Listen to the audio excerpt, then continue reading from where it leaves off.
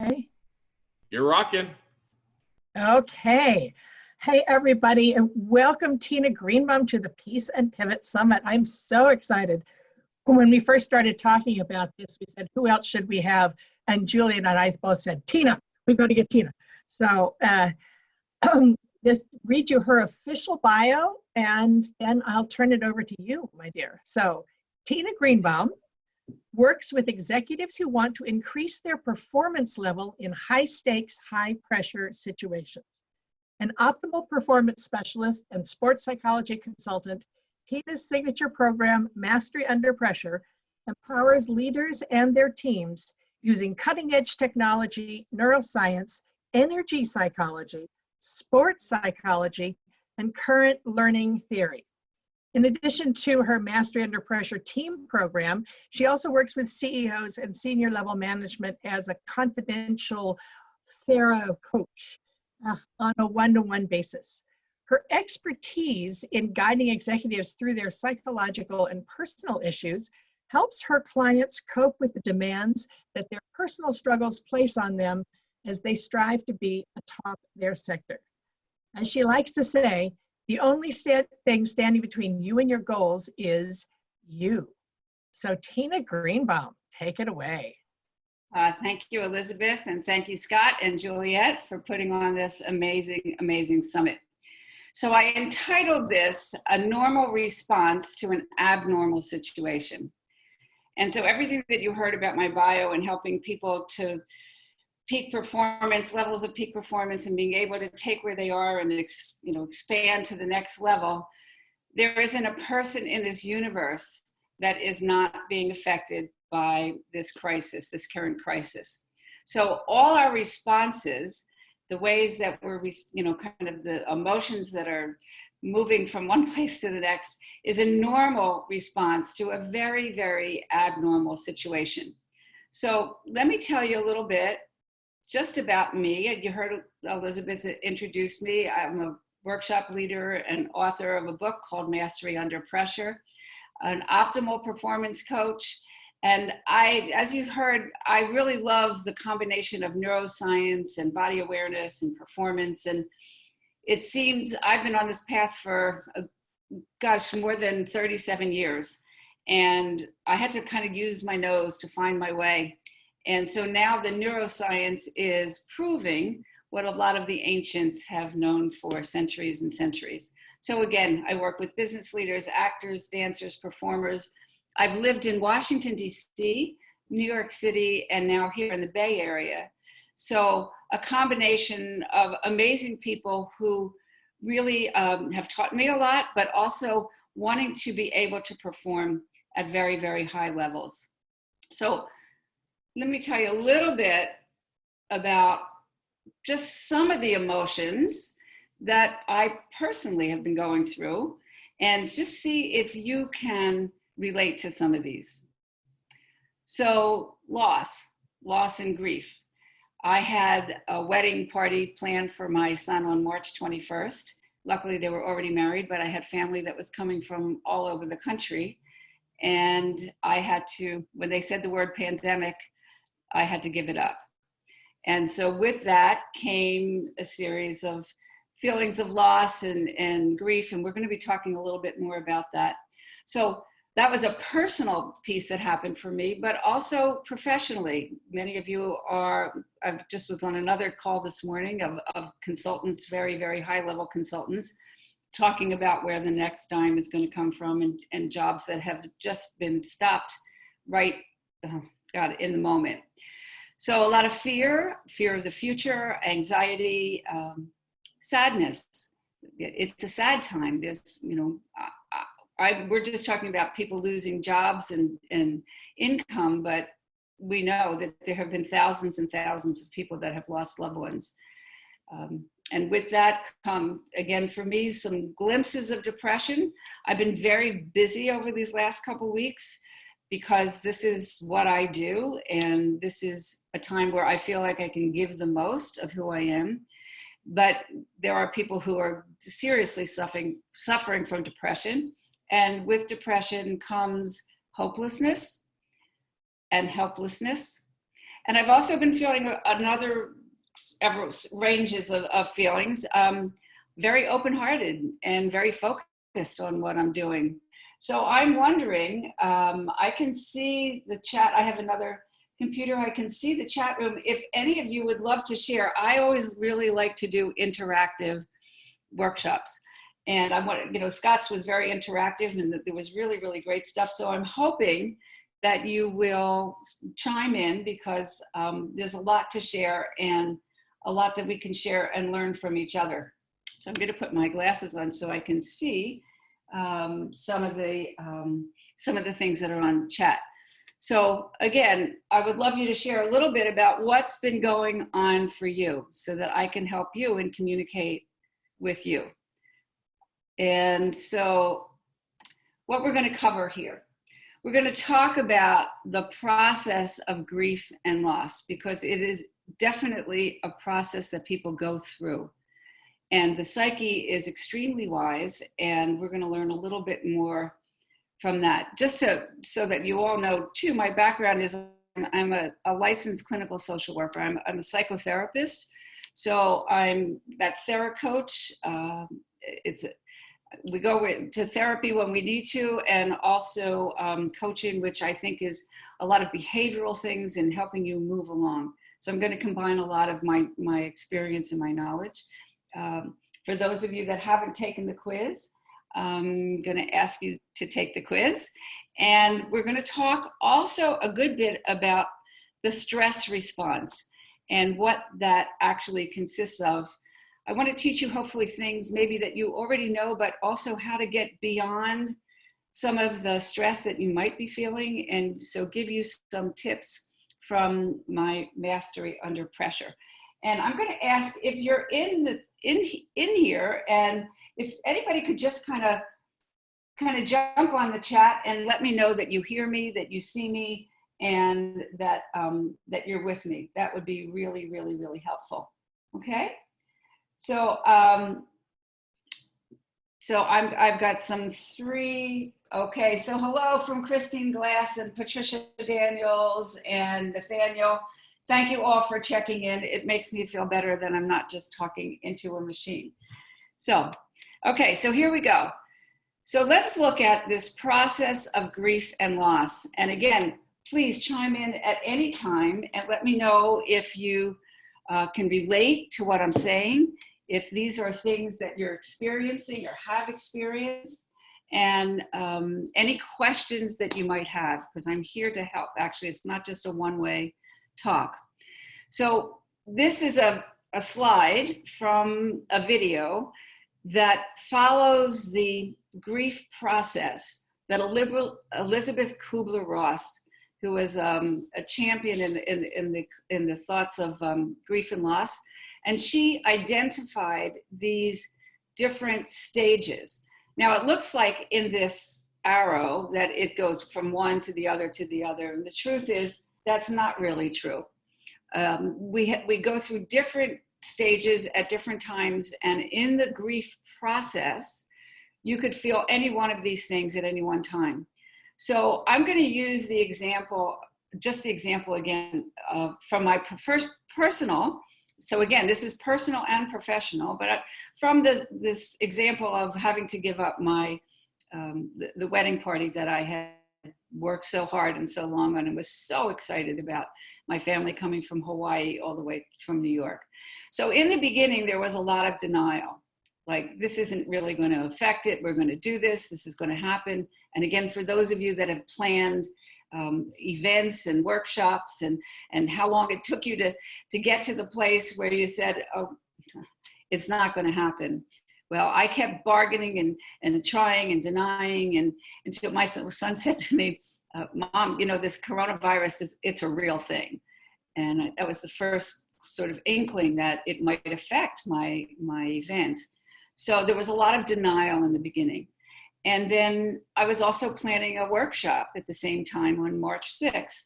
And the day before the workshop, it was at the Twitter building here in San Francisco. And the day before the workshop, we found out that Twitter had advised all of their people to stay home. So again, there was a lot of denial and juggling and how we're going to do this. and frankly, a bit of anger, a little pissed off that I had worked so hard and all these things had been planned for such a long time. And how dare, I'm gonna have to give it up. Now, again, I'm just talking about personal and professional things that are happening. There are people, again, who have lost loved ones in this coronavirus, here today and gone tomorrow. So you can just imagine the magnification of the feelings that we're talking about. And from my own personal experience, I had lost my parents in a car accident. So here today, gone tomorrow. So these things can come in many different flavors and intensity. And so from depression, we start to bargain, well, if I had done this, and if I had done that, and if I had known this, and maybe it could have happened differently. And we try to make sense. I have a young client who lost a husband not so long ago, and from a heart attack, and just the bargaining, and God, if I had only done this, and if I had only done that. And at some point, we come to this place of acceptance. And this is in the process of grief and loss. We hope to come out with an idea of, I've been through something really, really, really hard, and I have succeeded. I have moved through it. I have grown through it. And so at some level, there is a period of acceptance. And we're going to talk a little bit more about how the body also kind of goes along with all these emotions and all these feelings. But so with grief and loss, we look forward to getting to the place where we're not triggered so much. In the grief process, what happens, and those of you, again, feel free to chime in and let me know if you're relating to what I'm talking about. But in deep grief, it all lives in the heart. And actually the energy is all stuck in the heart. And so people will have like these grief response. All of a sudden we're talking and everything is fine. And then this grief just kind of comes up. I think of it like a geyser. And the tears come up and it's like, oh my God, where did that come from? And so in the beginning of a grief period, it happens frequently. We're crying all the time. It's very hard to get the words out. But if you allow yourself to experience each one of these emotions and give them space and have a place to talk to people and have people to discuss it with and share memories and all these kinds of things, which is why these events that we're doing are so important, and getting together with friends and family that you can see from all over the country, all over the world, that you really can't see live for the most time. It helps. And so over time, that grief response gets less intense, and it also gets less frequent. So again, if you'll chime in here on the chat and let me know if any of you have had any of these experiences and where you are on this process of grief, whether it's income or people or dealing with things that you have had to give up. I would love, love, love to hear. So chime in if you would, and let me know if you are with me. And so far, I'm not really seeing anything else, so I will go on. And again, anybody out there, just let me know that you can hear me. That would be really, really, really helpful. Okay, so this is the process of grief and loss. And we've got a bunch more. I'm going to open up my chat and see what do we have. So we have from Scott, Trisha, hi, I hear you, I see you. From Laura, we just finished my quiz. And these are all reasonable responses that Christine says, which is actually really true. The virus is putting a crimp in my plans and its domino effect. Absolutely. So what was 2 minutes ago is no more. And one of the things that I say about really good mental health is how quickly can you recognize that what was is no more. We are constantly being forced, to step up, to be in the moment, to be here now.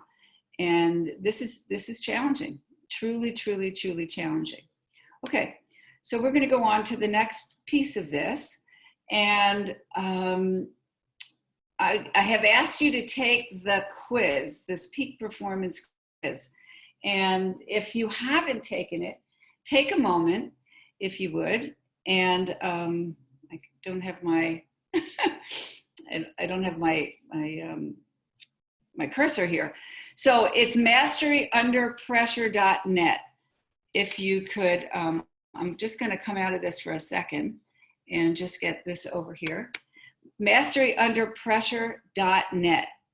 Okay. And again, if you've taken the quiz, could you let me know that you've taken it?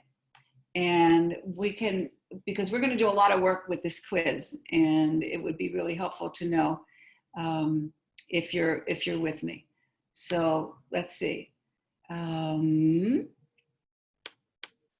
So hello, Patricia's taken it. Mike Brady has taken it. Christine has taken it also as well.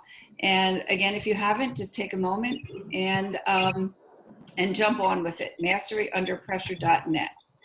So I'm going to go on and presume that you have that you've got some answers here for yourself. So let's see. What I want you to do is I want you to take one of those challenges that you may have discovered on this quiz. I have, there's 5 different topics. It's focus, relaxation, dealing with negative self-talk, how to visualize, and dealing with fear. And I'm hearing some background noise. Maybe perhaps whoever could mute yourself, so that would be really, really helpful. So we're going to do an experiment. Everybody got one of the, oh, I don't know where that's coming from. So Elizabeth, I don't know if you can mute people, but anyway, if you'll take one of those challenges that you have found on the quiz, and again, I've got the chat on another computer here now, so let me know if you've picked one area where you're feeling it. As somebody said, you know, there's a domino effect on what's happening. And pick one of those challenges and close your eyes for a moment. And I want you to scan your body from head to toe. Just kind of go and just see if you can find that experience that gets you frustrated in your body. Where does it land? Some people have a really easy time with this, other people don't. But what I'm asking you to do is notice the physical sensation that you're having from this experience, because dealing with stress and dealing with grief and dealing with everything is both a body and a mind experience. So if you've got something that you notice, could you write it down in the chat? And let's kind of go with that. And okay, let's see. I see one. I'm gonna have to keep going out of this slide thing to catch the chat. And what if I let you know in the chat so you don't jump out there? Yeah, that would be great, Scott, because it's hard. If somebody could just kind of give me the comments, that would be Patricia really. says, I've taken it, my stomach and chest area, feeling stress in my chest area. Perfect. Perfect. And anybody else feel it in your stomach and your chest, perhaps? I know that it's easy to get, got friends that are feeling butterflies all the time. Every time they turn on the news, they get the same kind of cramp feeling going on. Stomach, definitely. Yes. Nervousness. Perfect. Perfect. So we can see, and as more people kind of jump in and see what's going on, there's a lot that happens between the body and the mind. And what we do in our culture is we stay mostly in our heads and we try to figure it out. So let's just imagine that you're this person who is working from home.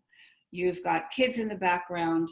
You've got a job to do. You've got a boss. You've got, my daughter-in-law is an HR professional. She's having to fire people. And she has a 3-year-old. And so there's a lot of feelings going on. So we could feel upset. We could feel angry. We could feel overwhelmed, annoyed, frustrated. And you could add your own feelings about what happens when you're feeling really, really, really out of control and things are just not the way that you want them. Then you have at the other side of you, a part of you that knows, come on, let's just stay focused. We'll deal with that later. I'm just going to push through this, kind of control yourself, and all these things that we try to do to mitigate these feelings and these distractions that are coming in. Well, the more that we try to push the feelings away and tell ourselves to do things over and over, we can become more frustrated and more angry, and it becomes like a vicious cycle. And again, if anybody can relate to this, please, please, please let me know. And we're gonna talk about why this happens and what happens with stress, and perhaps what you can do to help yourselves. So I use the definition of stress as the perceived amount of control that we think we have or we don't have. So the operative word is perceived. Now, in normal circumstances, let's just imagine that you're afraid of dogs and you're walking down the street and your peripheral vision picks up dogs, and the body goes into a stress response. The muscles tighten, the heart may begin to palpitate, the hands get sweaty, and nanoseconds later, the mind says, dogs. Okay, so the body gets triggered before the mind does. Now, let's just say again that you're a person who loves dogs, and your peripheral vision picks up dogs in the background, and your heart opens, okay, because you love dogs. So the same situation can affect somebody completely differently. Well, in this situation, what we have right now with the coronavirus, we have probably the greatest amount of people feeling the same things. We are perceiving a tremendous amount of control because there is so much that is out of our control. We are living, and again, you've heard this, this, your experiences, in a great amount of uncertainty. And we're trying to come up with answers and how we're going to move our businesses along and how we're going to take care of ourselves and do all these things with no data or very little data. So the level of stress is extremely high. So what we're attempting to do, and I kind of call this this window of tolerance. I didn't make it up. I always think of this as a buffer. But if you can see my hands here comes the stress, and we have this capacity. Our body mind has the capacity to tolerate this amount of stress. And as soon as we hit the lid of this amount of stress, our nervous system then goes into the stress response. And that's what happens when the adrenaline starts pumping and the heart starts racing, and all of those things that are connected to the stress response, which means that the sympathetic nervous system is now activated. And the parasympathetic nervous system, which is the one that say, oh, we got a lot of money in the bank and everything is great, is offline. So what we want to do in peak performance, but even just thinking, forget it even about peak performance, just tolerance, is we want to be able to increase our body-mind's tolerance for stress. So here comes the stress. Now we have a tremendous amount of capacity to tolerate it. And yes, it's a problem, but it's just a problem. It's not something that takes us out on a daily basis. So this is what great athletes and coaches work on. And this is the perspective that I come from. Again, that it's a body and a mind experience. So when I asked you to feel that feeling in your body, and if you feel it in your stomach and you feel it in your heart, it's a shortcut that lets us know that we have these amount of, that this is the feeling that's going on. And then we have some antidotes. We have some ways to deal with this stress. So I'm going to go through these different areas that I teach in my program that in order to increase your level of performance, that will increase your level to be able to tolerate the amount of stress that we're going through right now. So this is a 5-part thing, and yes, it's if you can take 1 or 2 things away, this would be awesome. And one of the things, again, that I'm offering is a consultation that we can talk about your quizzes and talk about what's going on for you. So the first thing is focus.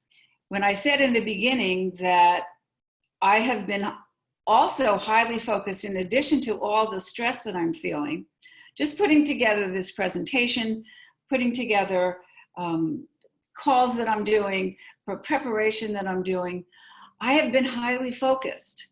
And in order to be focused, you have to know actually when you're out of focus so that you can bring yourself back in. And again, I would appreciate anybody who wants to kind of jump in with any of this stuff and ask questions and comment. So how difficult is it for you at this particular time to stay focused? And what are some of the things that are coming up for you that are distracting and hard to deal with and hard to get back on your game? And again, if you can jump in, and Scott, if anybody puts anything on there, it would be really, really helpful to hear. So just by being on this summit, we are now focusing on things that you can use, hopefully, and things that you can take, the thing that Scott did in the next 2 days are going to be amazing. That gives us an opportunity of a little bit of a break from all the other things that are going on. Relaxation. How many of you are feeling really relaxed? Probably not a whole lot. Laura Blunt says it feels like an ulcer in the pit of my stomach all the time. Absolutely. And that ulcer in the pit of the stomach, my hunch is there's a lot of fear, because that's where we hold fear. We hold different emotions in different parts of the body. When we were talking about grief and loss, we were talking a lot about it being localized in the heart. Also, fear shows up in the heart too, but it frequently shows up in the pit of our stomach, which is where our power center is. So when we are feeling helpless and hopeless and powerless, we are feeling a lot in the stomach. So again, these are shortcuts.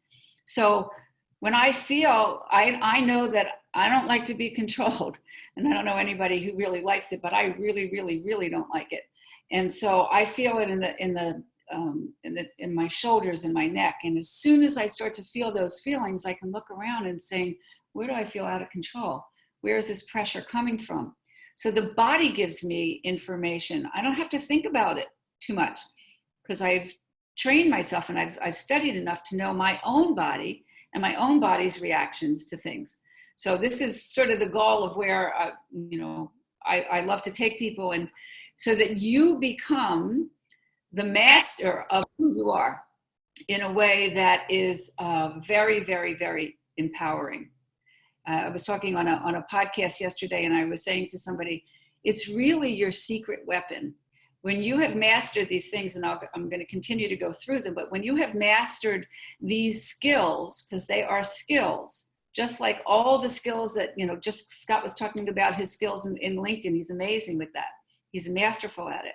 We want to be skillful at managing ourselves so that we can take whatever aspect that we give in the world and do it with great performance and spectacular kinds of things that we do for other people. So focus, knowing when you're in focus, knowing when you're out of focus, and how to bring yourself back into focus. So one of the things is just a little exercise. When we talk about meditation, meditation is focused concentration. Simply focused concentration. So if I'm feeling really off the wall and, I could just pick up a pen and just focus on that for just a few moments.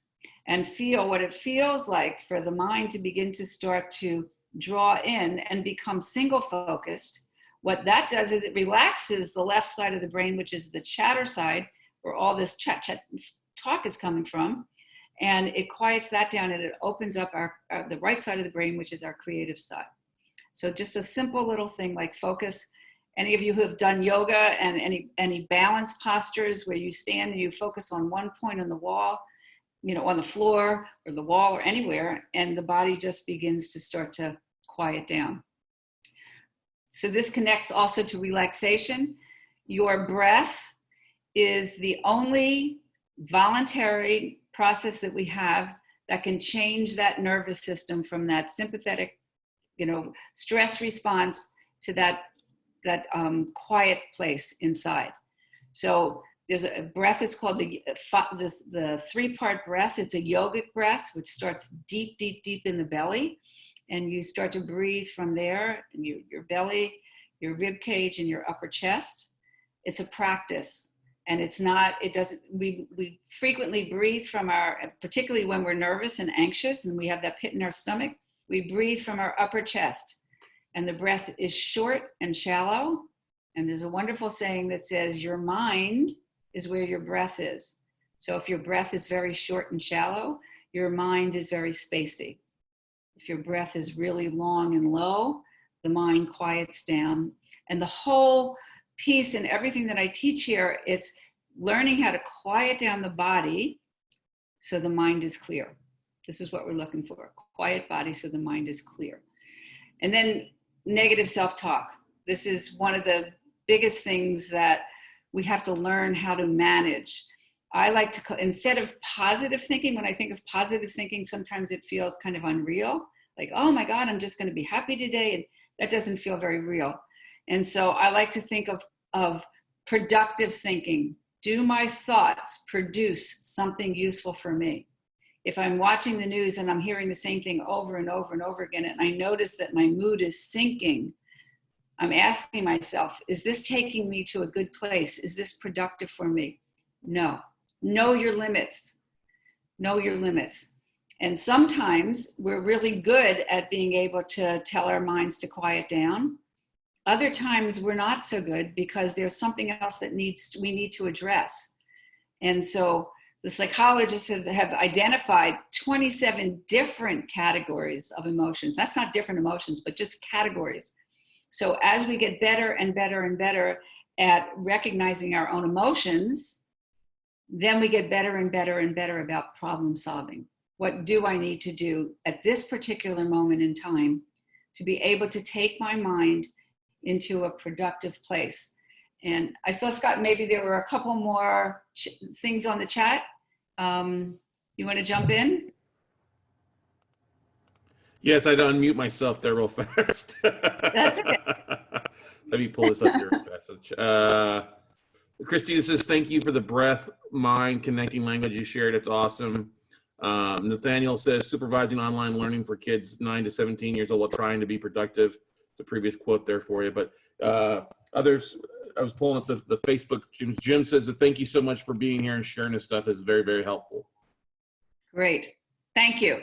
Thanks so much for the feedback. I love it. So, fear. How many of you are experiencing fear out there? I certainly know that I am.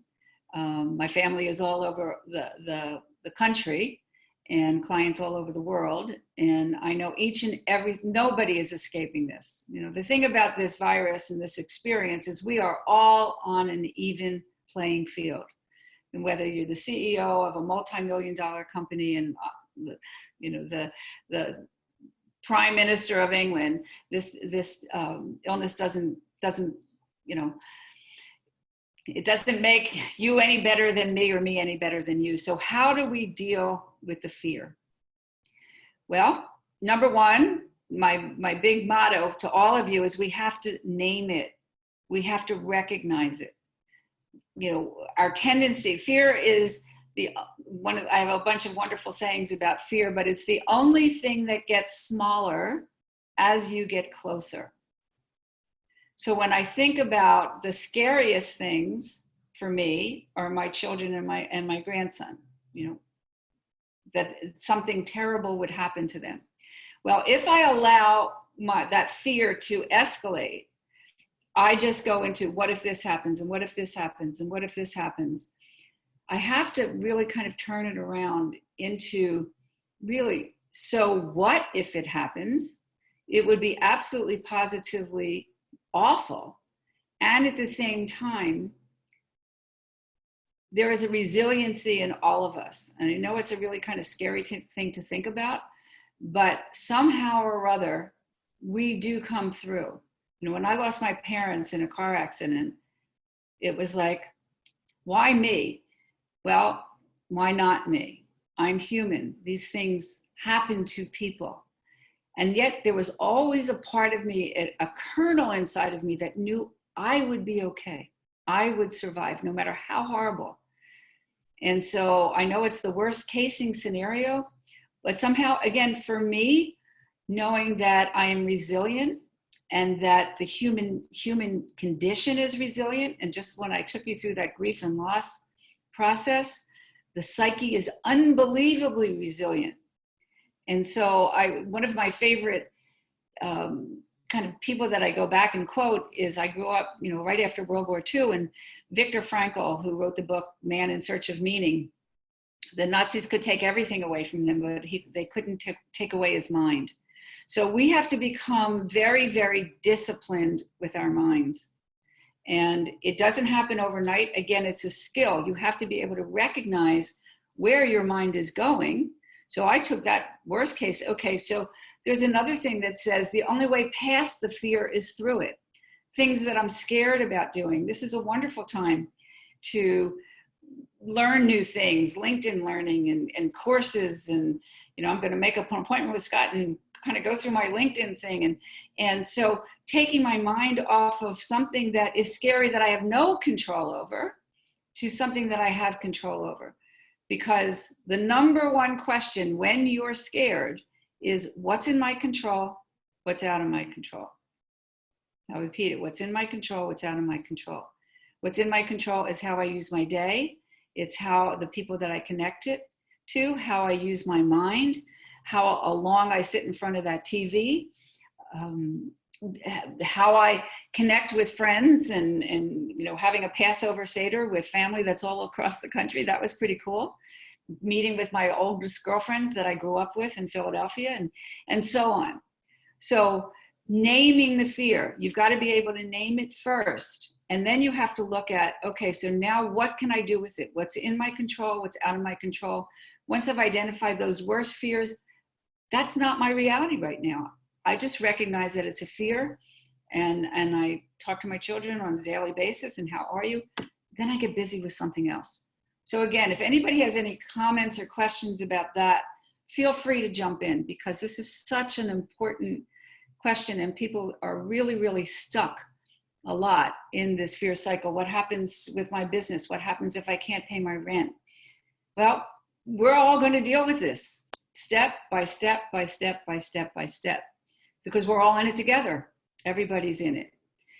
And then lastly, we use the visualization to visualize what it is that we want to create. So before I do a talk, before I get on stage, before I even meet with a client, particularly if it's somebody new or somebody that I want to be really on for, I sit for a couple minutes and I visualize what it is that I actually want to create.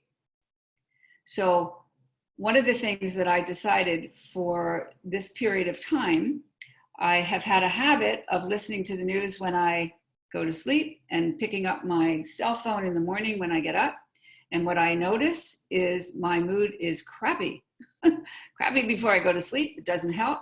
And I get into all these problems and issues in the morning. So I have put the phone away. Before I get up, I don't watch, before I go to sleep, I don't watch the news, and I don't pick up my phone the first thing in the morning. And I visualize what I want my day to look like, how productive I want to be, who I want to connect with. And so I'm constantly working on bringing myself up to a higher level of functioning.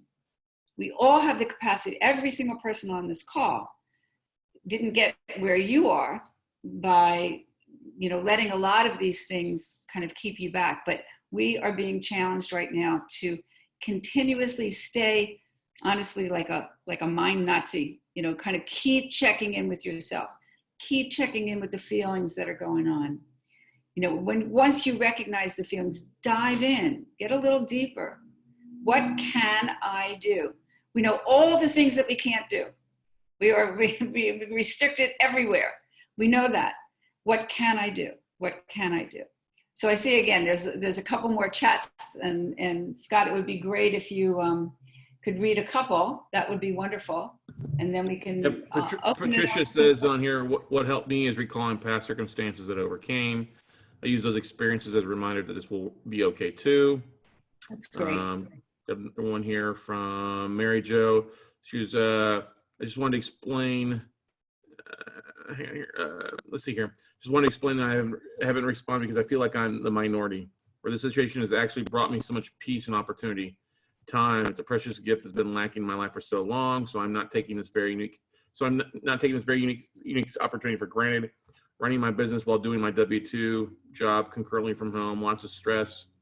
The past 3 years since I started doing 2 jobs at once with a very low income, but at least outside stresses are now removed. I was very fearful of getting the virus because I'm a single mom, and the thought of my son being here without me overwhelmed me at first. Now I feel better because I've been home so many weeks. I could be in a complete panic mode. Since I have homes to sell that are completely stalled and large hard money loans on them with no cash flow to get paid up. But I'm at a piece of trust while prudently working with my business. Thank you for sharing. Beautiful. So what was her name? Who was that? That was Mary Jo Peterson. Mary Jo. Mary Jo, thank you so much, because what you have demonstrated is utilizing all of these skills that we're talking about. And there is a certain piece of faith that's resilient thinking. People who are very resilient think in a certain way.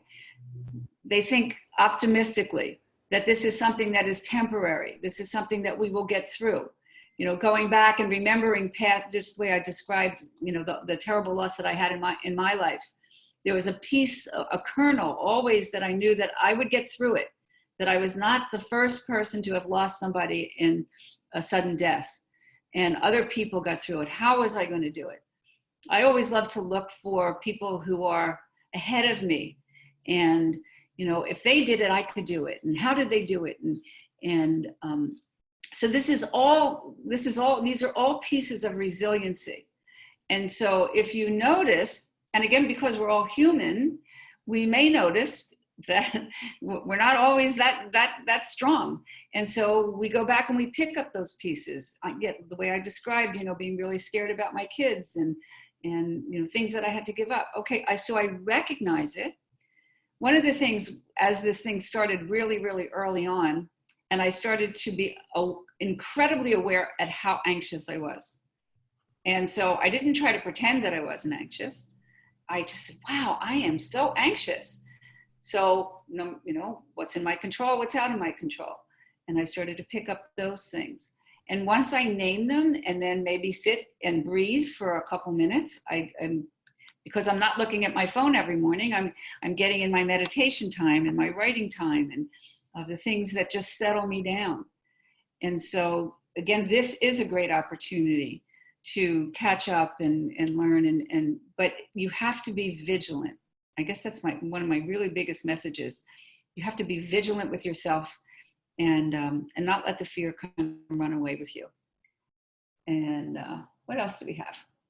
2 new messages I see. Spirituality is huge. Yes. And here's somebody else says, I can see these now. I went through a significant loss, my second son 12 years ago, and it gives you skills you wouldn't otherwise have. Yes. So again, when we started out with this loss and grief, these are really, really, really hard things to go through. And yet, if we keep working it, we come out stronger in the other end. There's a wonderful book, Why Do Bad Things Happen to Good People? If any of you, it was written by a rabbi many, many years ago. And it helps us build compassion. truly. Through our own suffering, we build compassion for others. And if we can get, again, beyond the fear and look at how we can give, the law of giving and receiving begins to operate. You know, somebody told me many years ago that Tina, you need to work spiritually. And I really didn't know what that meant at the time. But there are universal principles that are always operating. And if we can tap into those universal principles and ride with them, we will ride this wave. We'll ride it right out, and we will become stronger. And so, anything else? Yes, anything else that anybody wants to jump in, and it's really great to share with you all. Michelle says, no more chatter from me on mute now. I struggled when I was using my phone. Shout out to Tina for being a total pro about it. Thank you. So, yes, so I am, just as Scott offered before, I am open to, anybody that took the quiz. There's a good chance that I will have your information. I don't abuse it in any way, shape, or form. If you're interested in a 30-minute consultation and dive a little deeper and go through the quizzes that you took, there are areas I'm sure that you're strong on, the areas perhaps that you could use some assistance. We'll go through it, we'll assess it. And I am, for me at this time, in just in a crazy way, as Mary Jo was, this is my time. This is what I have spent my entire career learning and doing, so that I can learn myself, and then I can teach it beyond that. So for you, for anybody else that that could use this kind of help, I'm here. Patricia comments that this is awesome and very necessary because it's usually my emotional state that hinders me. Yes. Yes. And, this is particularly for those of us that are in business, we don't talk about this very much.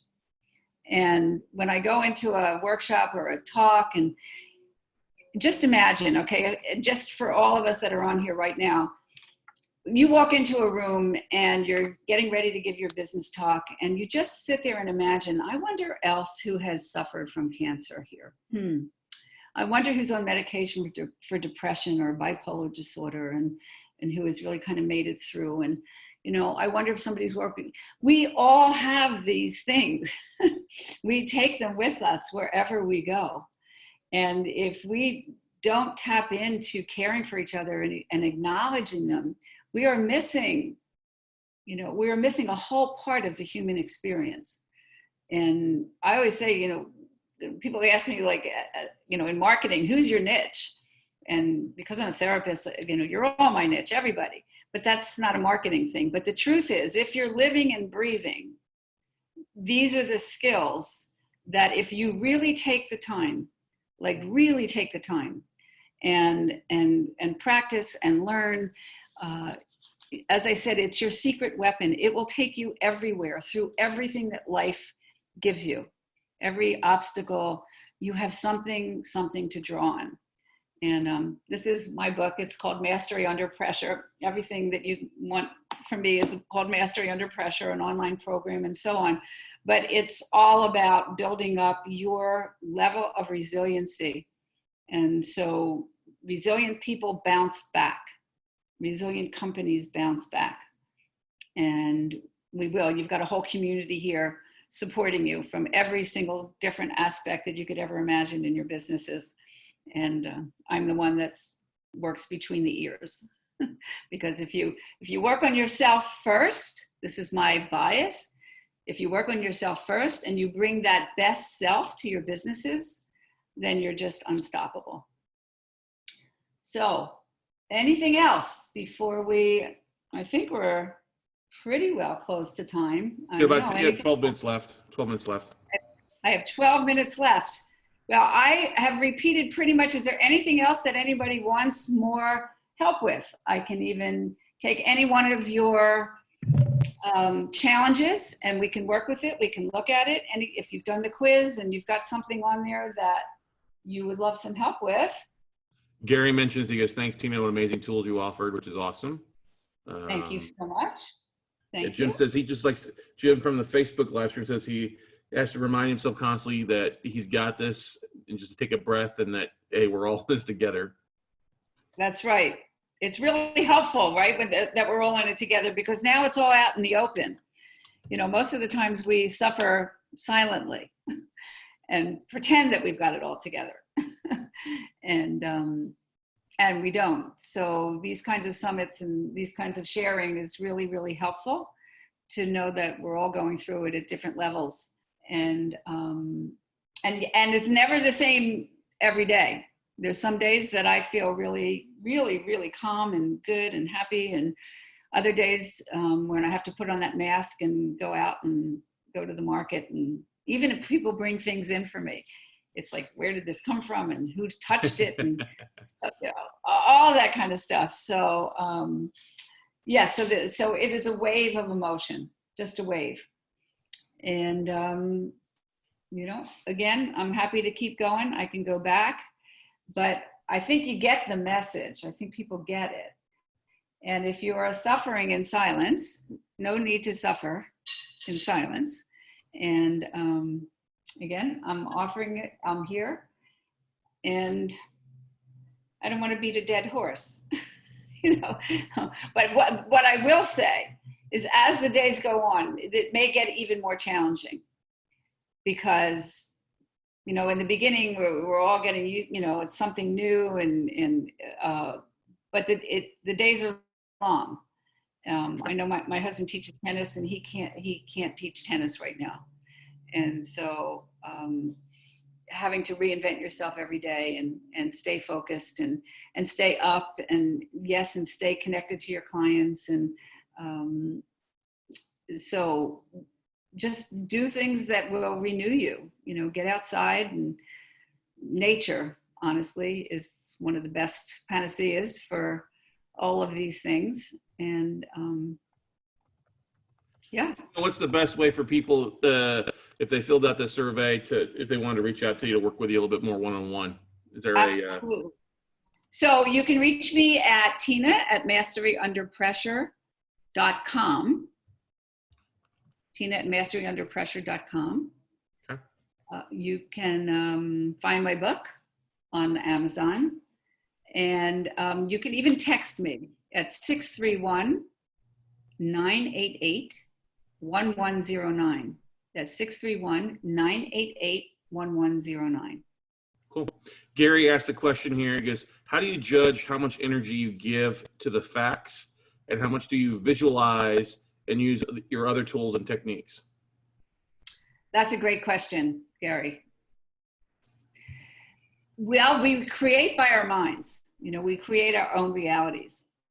And so we have to listen to the facts, the data, because otherwise we're operating in sort of la la land. When people ask, well, when is this going to be over? And when can I have my thing? And when can I do it? We don't know.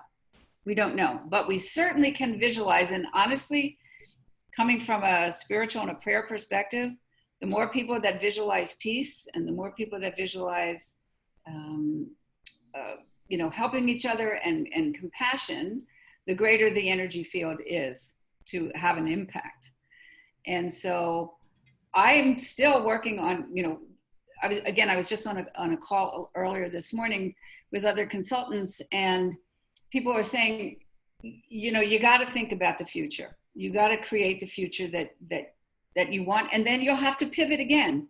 So one of the things that Harv Eker says from Secrets of the Millionaire Mind, I learned a long time ago, you only have to see 200 yards in front of you. You only have to see 200 yards in front of you. So, because once you're in the next 200 yards, everything looks different. So if we look today from where we are, and what we want to create within the next 60 days, just go the next 60 days, and who we want to connect with, and who, you know, again, this is a fabulous time to meet up with people that you have wanted to talk to, or because we're all home, everybody's home. And so there are people I belong to another group where we meet every Friday, and I look around and people that I want to make calls with, and set those up for the next week. I'm busier now than I've been in a long time, to tell you the truth. So yes, spend time visualizing where you want to go, what you want, how you want to deliver your services. And at the same time, let's listen to the good facts that give us information that will let us know how to, when and how to move forward. Awesome job, Tina. Well, hey, we will let you get rocking and rolling. Thank you again so much for coming on here and providing some great content today. All right. Thanks, Tina. Thank you so much. Bye, everybody. Thank you, Tina. Yes. Thanks, Elizabeth. All right, so what we're going to do, guys, everybody, we're just going to take a short break. We're actually running a little ahead of schedule here. So we're just going to take a 5-minute break, and we're going to have Michelle Young come on a couple minutes early in a little bit. So just take a quick 5-minute break, and Michelle will be on here at 40 minutes past the hour. Give her a few extra minutes. Okay.